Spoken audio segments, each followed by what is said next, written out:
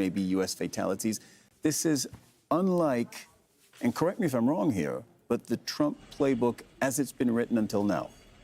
He did the campaign on this. He campaigned on absolutely the opposite. No more foreign wars. He was opposed to everything that happened under Obama and before that under the Bushes, Iraq and Afghanistan. And there'll be problems. I mean, if this doesn't go cleanly, there may already be problems in his MAGA base, because there's a real isolationist part of that MAGA base that does not want to be involved abroad. There are key figures like the commentator Tucker Carlson, who are very, very suspicious of Israel's links now with the United States. All of that is going to be raised.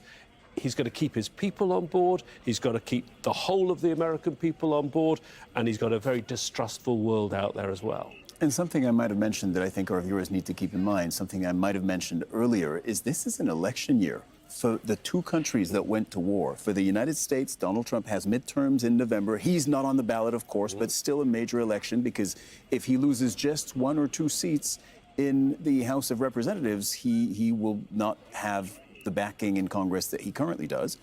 And in Israel, Benjamin Netanyahu has to call an election by October at the very latest. So in both cases, we're months away. But I think from an in election. Israel, this is going to be very popular.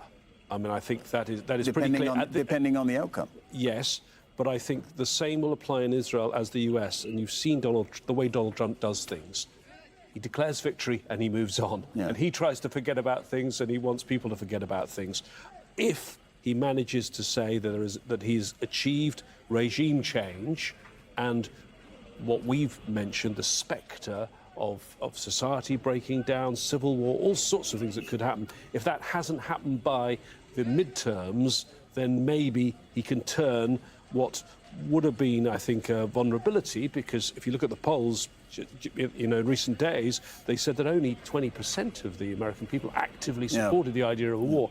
Maybe he can turn this to an advantage. I think if you took a poll of the American people right now, a lot of them would say they didn't know that there was going to be a war, but they're pleasantly surprised by the outcome, because American people do not follow the details of international news the way our viewers do on Al Jazeera. Yeah, one way or another, this war is going to be a campaign issue, both in Israel and in the United States in the coming months. All right, James Bates, Ali Hashem, thank you very much to both of you. Iran has warned that any aggressive action by the United States against it could lead to